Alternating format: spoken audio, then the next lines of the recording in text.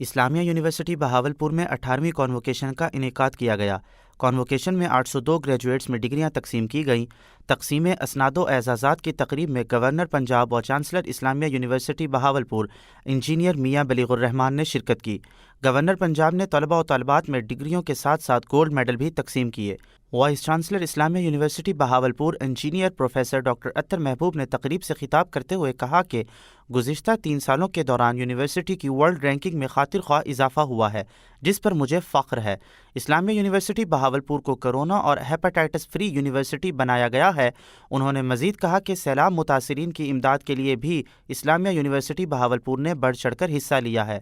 Governor Punjab نے convocation کے کامیاب انعقاد پر voice chancellor Islamia university Bahawalpur کو مبارکباد پیش کی۔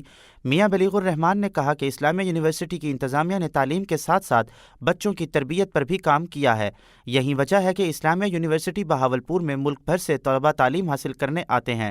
مجھے بلوچستان کے طالب علم کو گولڈ میڈل دیتے ہوئے بہت خوشی ہوئی ہے۔ گورنر پنجاب نے کہا کہ بہاولپور کے تعلیمی اداروں نے بڑے بڑے نام پیدا کیے ہیں۔ یہ شہر ہمیشہ تعلیم کے لحاظ سے جانا پہچانا گیا ہے۔ طلباء و طالبات کو مخاطب کرتے ہوئے میاں بلیغ الرحمان نے کہا کہ اپنے والدین اور اساتذہ کا شکر گزار ہونا چاہیے۔ آپ کی کامیابی ہمیشہ آپ کے کردار سے مشروط ہوتی ہے۔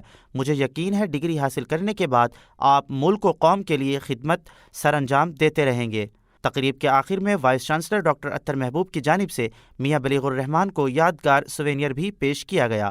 حذیفہ شکیل، آفاق نیوز، بہاولپور۔